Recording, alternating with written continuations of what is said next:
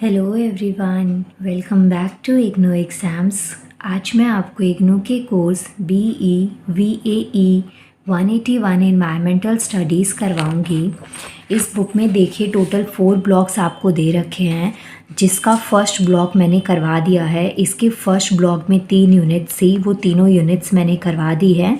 आप चैनल की प्लेलिस्ट में जाके देखिएगा, मैंने BE-VAE 181 के नाम से प्लेलिस्ट क्रिएट करी हुई है, जिसमें आपको इसका फर्स्ट ब्लॉक पूरा कंप्लीट मिल जाएगा।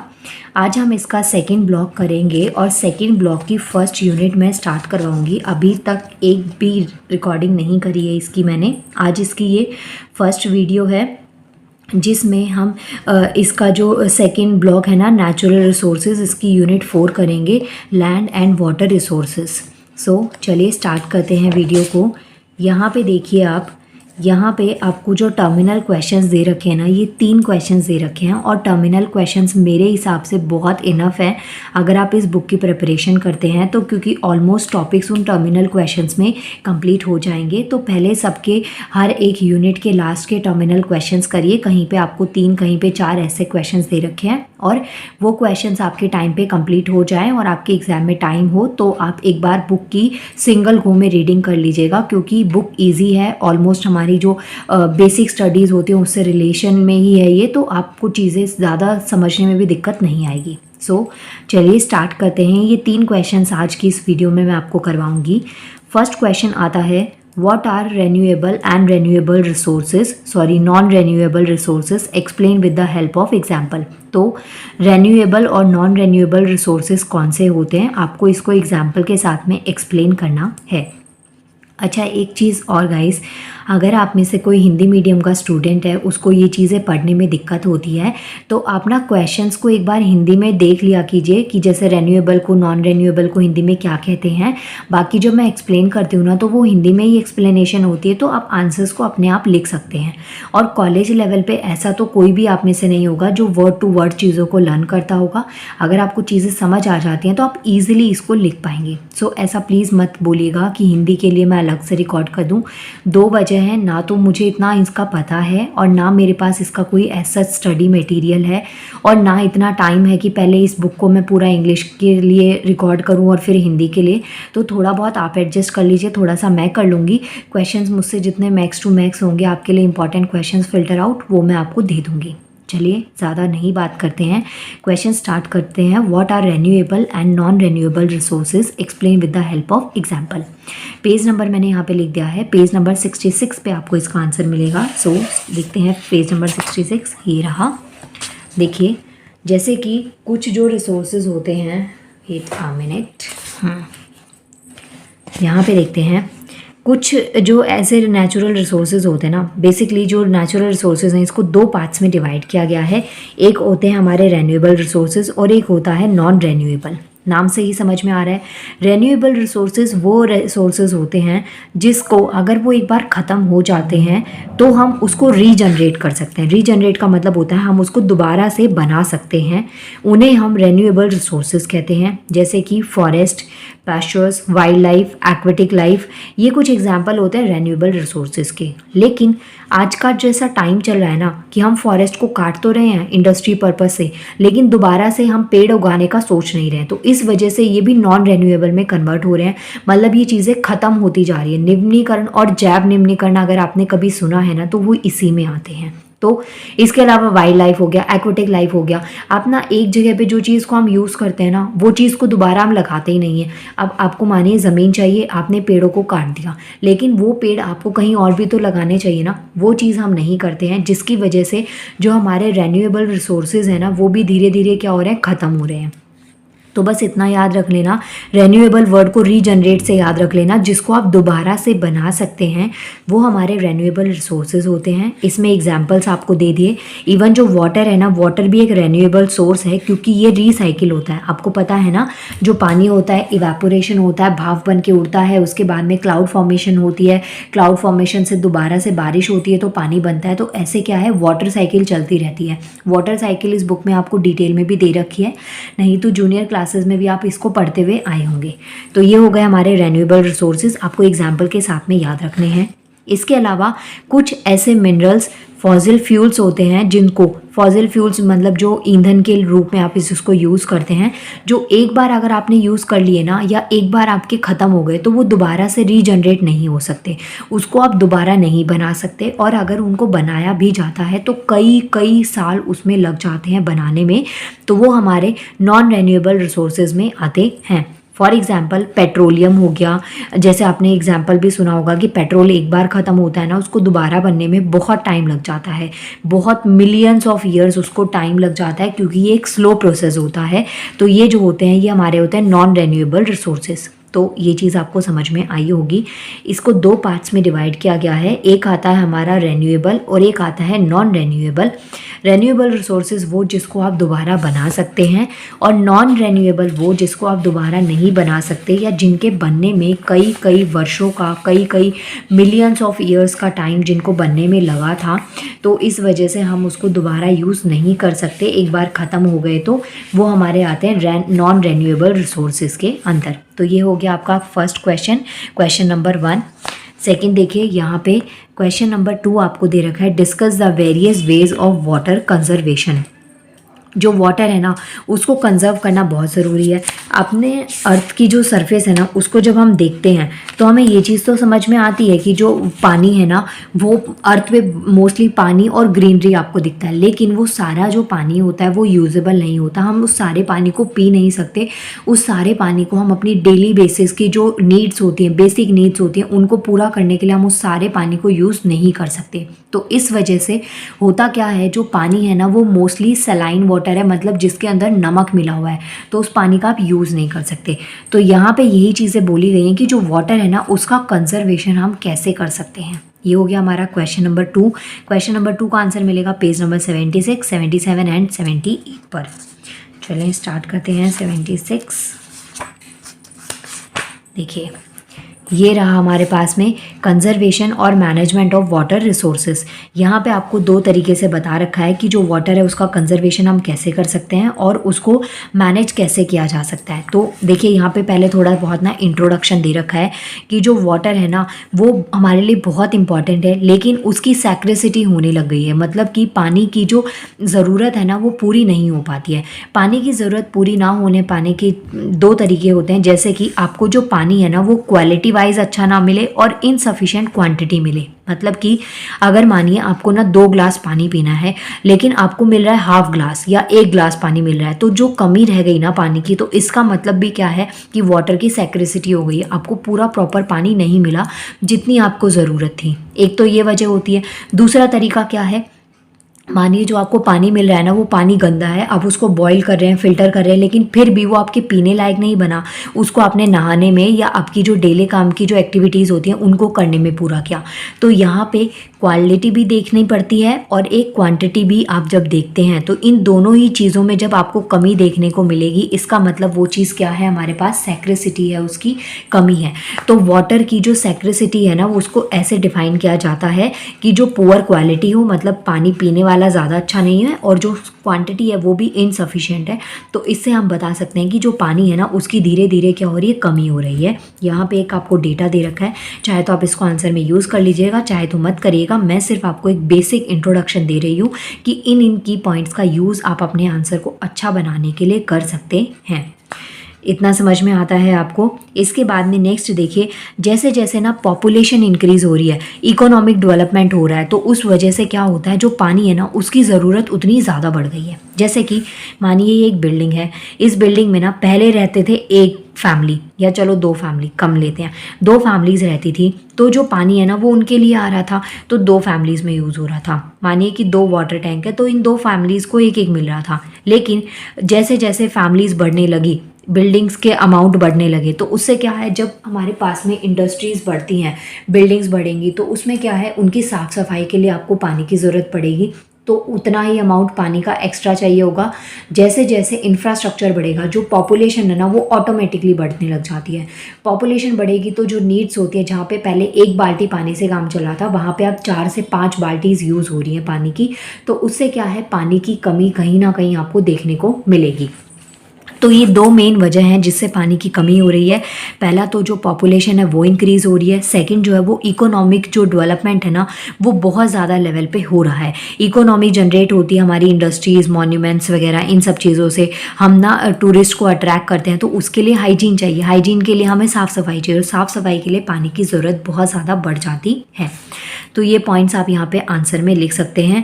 इसके अलावा जो फ्यूचर पर्सपेक्टिव पे देखें तो जो पानी की जो डिमांड है ना जैसे बढ़ती जा रही है, इसकी वजह से जो कॉन्फ्लिक्ट है, पानी के लिए जो लड़ाई है ना वो काफ़ी हद तक आपको देखने को मिलेगी कि बढ़ जाएगी। इसके अलावा इंडस्ट्री और जो एग्रीकल्चर एक्टिविटीज़ हैं वो भी काफ़ी हद तक बढ़ी हैं, क्योंकि लोगों की ज़रूरतें बढ़ गई हैं, खाने के लिए लोगों को ज़्यादा चीज़ें चाहिए, तो उस वजह से एग्रीकल्चर एक्टिविटीज़ बढ़ रही हैं। तो वहाँ पे भी पानी की कहीं ना कहीं काफ़ी हद तक कमी आपको देखने को मिलेगी। तो ये पॉइंट्स हो गए।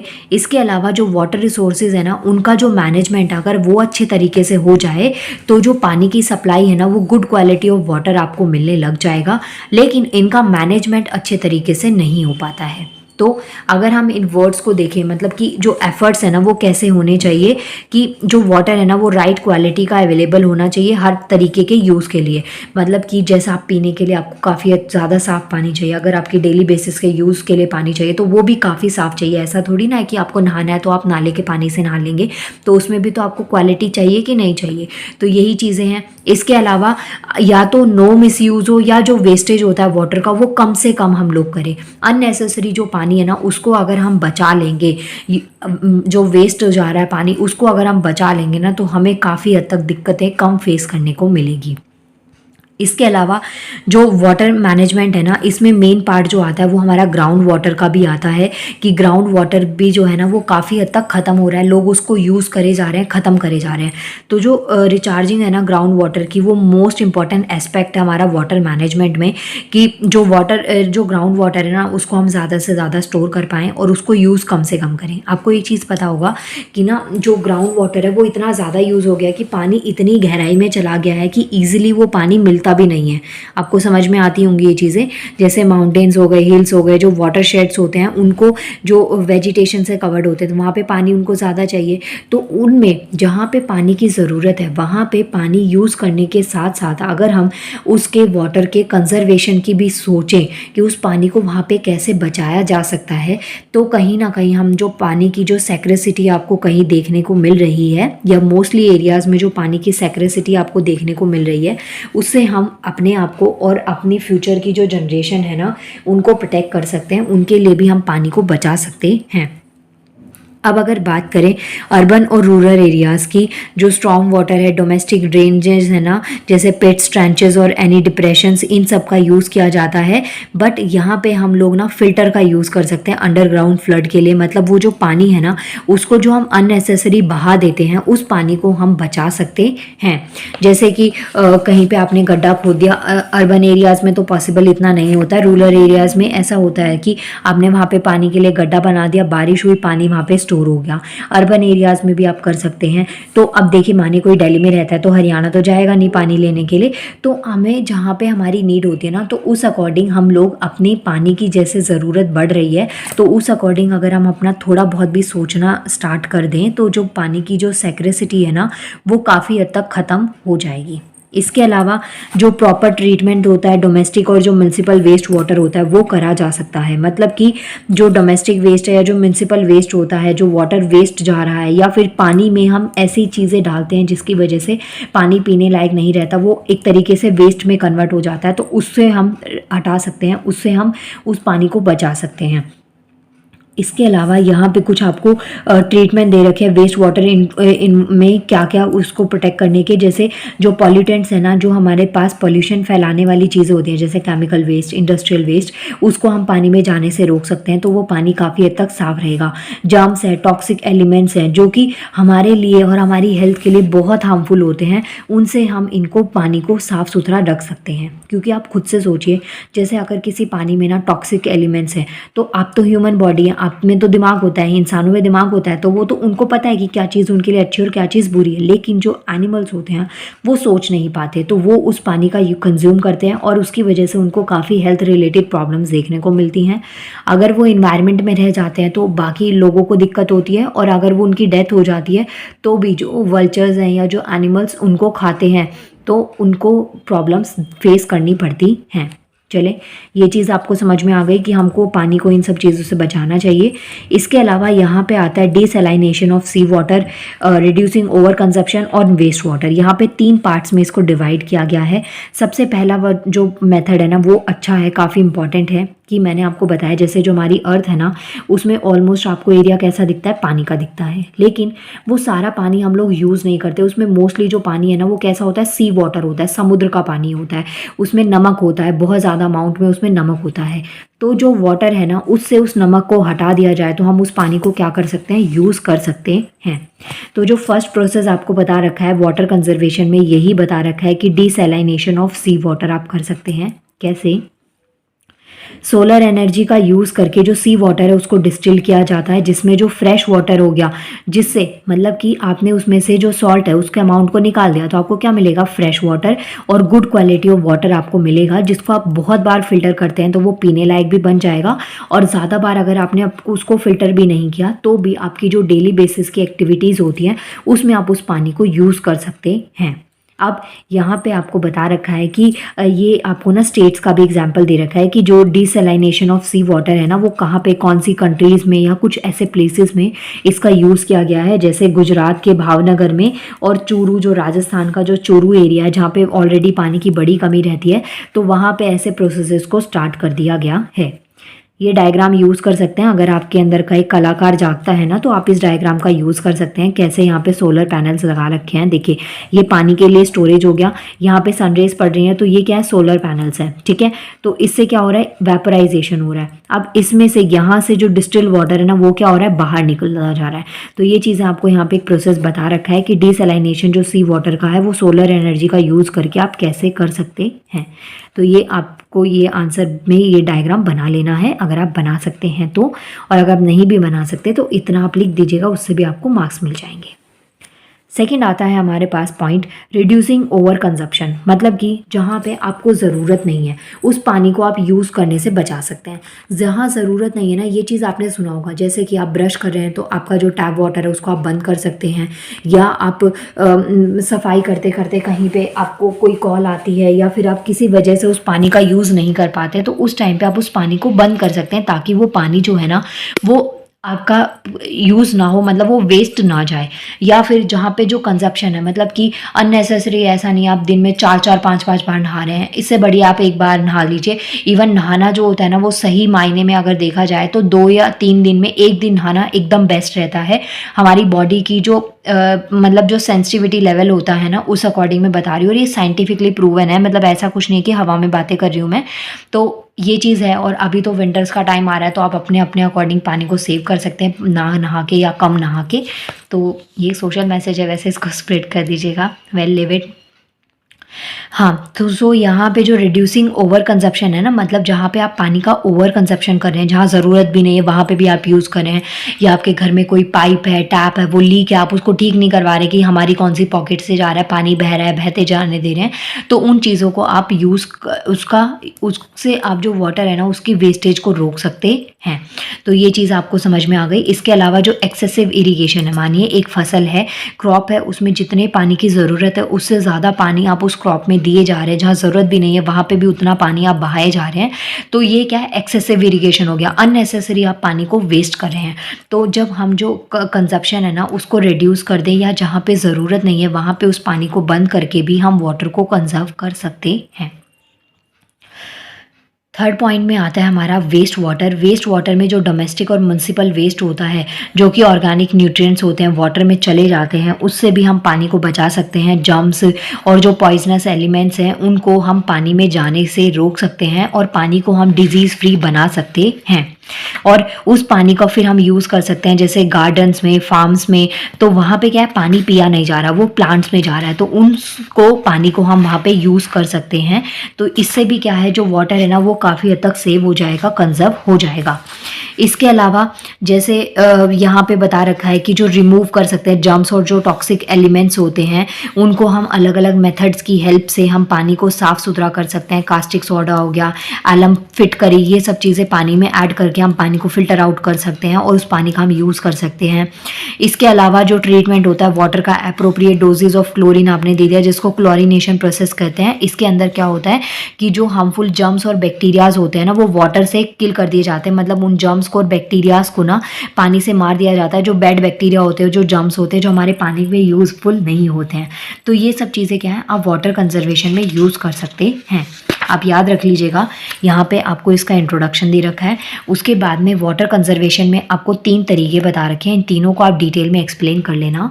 फर्स्ट आता है डिसैलिनेशन ऑफ सी वाटर, इसका प्रोनाउंसिएशन एक बार चेक कर लीजिएगा। सेकेंड आता है reducing over consumption, third one is waste water. तो ये तीनों चीज़ें आप अपने आंसर में यहाँ पे लिख सकते हैं। इसके बाद में इसका टर्मिनल का लास्ट क्वेश्चन देखते हैं। क्वेश्चन क्या कहता है, देखिए दोनों क्वेश्चंस मैंने आपको करवा दिए हैं। थर्ड और लास्ट क्वेश्चन आता है describe the essential components of land management. Land management के जो असेंशियल, ज़रूरतमंद, जो बहुत ज़रूरी कंपोनेंट्स हैं उनके बारे में आपको लिखना है। पेज नंबर 86, 87 एंड 88 यूनिट के लास्ट में ही आपको मिल जाएगा। तो देखिए land use, planning and management. अब देखिए लैंड क्या है, एक एग्जॉस्टेबल रिसोर्स है, मतलब बहुत ही सेंसिटिव होता है और जैसे जैसे इसमें क्लाइमेटिक चेंजेस आते हैं या फिजिकल प्रोसेसेस होते हैं तो वो चेंजेस आपको ज़मीन में भी देखने को मिलते हैं। अब जो ज़मीन है ना, जो लैंड होती है उसका यूज़ कैसे होना चाहिए, जो सूटेबिलिटी हो और कैपेबिलिटी हो। जैसे कि मानिए कि एक ज़मीन फर्टाइल है, आप वहाँ पे खेती बाड़ी कर रहे हैं तो वो उसके लिए ज़रूरी है। अगर आप वो उपजाऊ ज़मीन को आप खाली छोड़ देते हैं तो वो उस मिट्टी की वेस्टेज हो गई। तो ये चीज़ यहाँ पे समझा रखी है। जैसे जैसे जो पॉपुलेशन इंक्रीज़ हो रही है ना तो हमें बहुत ज़्यादा जो ज़मीन है ना, अब मोर लैंड हमको चाहिए किस चीज़ के लिए, कल्टीवेशन के लिए। तभी तो एग्रीकल्चर प्रैक्टिसेस बढ़ेंगी और जो नॉन एग्रीकल्चर प्रैक्टिसेस होते हैं उसके लिए भी। मतलब कि कैसे, इसको एग्जाम्पल से समझाती हूँ। मानिए कि आपको ना बिल्डिंग बनानी है, infrastructure, mall, shopping complex, parking, ये एरिया बनाना है। तो कहाँ बनेगा, हवा में तो बनेगा नहीं, ज़मीन में ही बनाएंगे। तो इसके लिए क्या चाहिए, आपको लैंड चाहिए। चलिए जी, एक बात हो गई। दूसरी बात, अब पॉपुलेशन बढ़ रही है तो टमाटर प्याज की ज़रूरत भी तो बढ़ेगी कि नहीं बढ़ेगी। तो ये टमाटर प्याज आप कहाँ उगाएंगे, ज़मीन पे उगाएंगे। ठीक है, तो इसके लिए भी आपको क्या चाहिए होगी, ज़मीन चाहिए होगी। तो जैसे जैसे पॉपुलेशन इंक्रीज़ होती जा रही है तो हमें जो ज़मीन है ना उसकी ज़रूरत भी बढ़ती जा रही है। मतलब कि एग्रीकल्चर के लिए भी, और जो इंफ्रास्ट्रक्चर है, नॉन एग्रीकल्चर पर्पस हो गए ना जिसमें ज़मीन पे बिल्डिंग्स, रोड्स, कंस्ट्रक्शन बन रहा है, इंफ्रास्ट्रक्चर हो रहा है, तो उसके लिए भी हमारी जो लैंड की रिक्वायरमेंट है ना वो ऑलरेडी क्या हो रही है, बढ़ती चली जा रही है। तो यहाँ पे आपको यही चीज़ समझा रखी है कि हम किस तरीके से उसको मैनेज कर सकते हैं, किस तरीके से हम उसको संभाल के रख सकते हैं। अब देखिए जैसे कि यहाँ पे क्या है, जैसे जो फॉरेस्ट कवर एरियाज़ होते हैं ना, जहाँ पे जंगल बने हुए हैं तो उनको हम काट रहे हैं। क्यों काट रहे हैं, क्योंकि भाई हमको ज़मीन चाहिए। ज़मीन रही, चलो आपको एक बार ज़मीन मिल गई तो जो एनिमल फार्मिंग है या जो एनिमल्स, वाइल्ड एनिमल्स है वो कहाँ जाएंगे, वो नहीं जा पाते। वो कहाँ आएंगे, फिर रोड पे आएंगे। रोड पे आएंगे तो ह्यूमंस है, ह्यूमंस अपनी प्रोटेक्शन के लिए जानवरों को मार देते हैं। अब जैसे कि एक ना लायन या टाइगर आपके घर के आसपास में भटकता हुआ आपको दिखाई देता है और आपको पता है वो आपके बच्चों को खा सकता है। क्या आपका दिल इतना बड़ा है कि नहीं, हम किसी की लाइफ नहीं ले सकते, हम उसको मार नहीं सकते, तो आप उस लायन को मारेंगे नहीं? क्या ये पॉसिबल है? बिल्कुल भी नहीं। तो क्या है, जैसे जैसे ना फॉरेस्ट को हम ख़त्म करते हैं ना तो जो वाइल्ड एनिमल्स है वो क्या होते हैं, हमारे पास बाहर आते हैं तो हम उनको मार देते हैं। तो उनमें भी काफ़ी हद तक शॉर्टेज आपको देखने को मिलती है। तो यहाँ पे जो लैंड है ना उसकी ज़रूरत हमारे लिए एग्रीकल्चर और नॉन एग्रीकल्चर दोनों ही पर्पसेस से बहुत ज़्यादा ज़रूरी है। एग्रीकल्चर में तो आपको समझ में आता है खेती बाड़ी, क्रॉप प्रोडक्शन, ये हो गया। नॉन एग्रीकल्चर पर्पस में हमारे पास रोड्स की कंस्ट्रक्शंस हो गई, बिल्डिंग की कंस्ट्रक्शंस हो गई, साइट्स वगैरह जो हम बनाते हैं, रिजर्वियर्स बनाते हैं, डैम्स बनाते हैं, वाटर कंजर्वेशन के लिए आप पॉन्ड्स बना दिए या बावरी वगैरह बना दी। तो इन सब के लिए हमें ज़मीन की बहुत ज़्यादा ज़रूरत पड़ जाती है। अब यहाँ पे ना कुछ आपको तरीके बता रखे हैं क्या क्या इसमें आते हैं। जैसे कि फर्स्ट आता है हमारे पास सॉइल मैनेजमेंट। सॉइल मैनेजमेंट का मतलब है कि जो ज़मीन है, मिट्टी है, उसको आप कैसे मैनेज कर पा रहे हैं। तो सॉइल मैनेजमेंट जो होती है ना, वो दो फोल्ड्स इसमें आते हैं। पहला आता है कि आपने जो मिनिमाइज़ कर दिया, जो सॉइल इरोजन है उसको कम से कम कर दिया। सॉइल इरोजन कम से कम करने का मतलब यह है कि आपने पेड़ पौधे बहुत ज़्यादा लगा रखे हैं। पेड़ पौधे जहाँ पे ज़्यादा होते हैं वहाँ पे सॉइल इरोजन कम होता है। सॉइल इरोजन का मतलब होता है जो ज़मीन की, मिट्टी की जो ऊपर वाली लेयर होती है ना, वो हट जाती है। वो कैसे हटेगी? मानिए कि पानी बहुत ज़्यादा, बाढ़ की वजह से पानी बहुत ज़्यादा आ रहा है, बारिश बहुत ज़्यादा हो रही है, तो जो मिट्टी है वो पानी के साथ बह के चली जाती है। एक तरीका ये हो गया। दूसरा, आंधी बहुत तेज़ चल रही है, हवा बहुत तेज़ चल रही है, उसकी वजह से भी जो सॉइल की जो ऊपर वाली लेयर होती है वो हट जाती है, मिट्टी उड़ के एक प्लेस से दूसरे प्लेस पे चली जाती है। वो होता है हमारा सॉइल इरोजन। लेकिन जब आप पेड़ पौधे बहुत ज़्यादा लगा देते हैं तो उस टाइम पे जो पेड़ों की जो जड़ें होती हैं वो मिट्टी को अपने पास में बांध के रखती है। मिट्टी में एक नमी होती है, जो सूखी हवा से मिट्टी उड़ नहीं पाती है और पानी के साथ भी वो ज़्यादा बह नहीं पाती है, क्योंकि वो काफ़ी गीली होती है और हैवी मिट्टी हो जाती है, जिसके साथ में जो पेड़ की जड़ें होती है वो उस मिट्टी को रोक लेती हैं। तो ये चीज़ हो गई। सेकेंड, हम जो प्रोडक्टिविटी होती है सॉइल की उसको रीस्टोर कर सकते हैं। जैसे कि आपने ना क्रॉप्स पढ़ी होंगी, राबी क्रॉप्स और खरीफ क्रॉप्स। तो इसमें क्या होता है कि एक फसल आपने उगाई ना, उसके बाद में मिट्टी की जो उपजाऊ, जो फर्टिलिटी होती है ना, उसको बनाए रखने के लिए आपने थोड़ा टाइम अपने मिट्टी को दोबारा दे दिया। इससे क्या होता है, जो मिट्टी को आप दोबारा टाइम देते हैं ना, तो जो उसके न्यूट्रिशंस या जो प्रोडक्टिविटी सॉइल की ख़त्म हो गई होती है वो वापस से ग्रो करने लग जाती है और आप उस मिट्टी में दोबारा से नई फसल उगा के उसको काफ़ी अच्छे तरीके से यूज़ कर पाते हैं। तो ये चीज़ें आती है हमारी सॉइल मैनेजमेंट में। अब सॉइल इरोजन को कंट्रोल कैसे करेंगे, वो भी यही चीज़ मैंने आपको बता दिया अभी, कि जो ग्रासेस हैं, शर्ब्स हैं, झाड़ियाँ हैं, पेड़ पौधे, उनको ज़्यादा से ज़्यादा बना सकते हैं, जिसकी वजह से जो मिट्टी है वो बनी रहेगी, वो यूज़ में आप उसको यूज़ कर सकते हैं। अब इसके अलावा यहाँ पे कुछ एरियाज़ का यहाँ पे बता रखा है, जैसे डैम्स की कंस्ट्रक्शन होती है, वो भी ज़रूरी होता है। पानी को सेव कर लिया जाता है।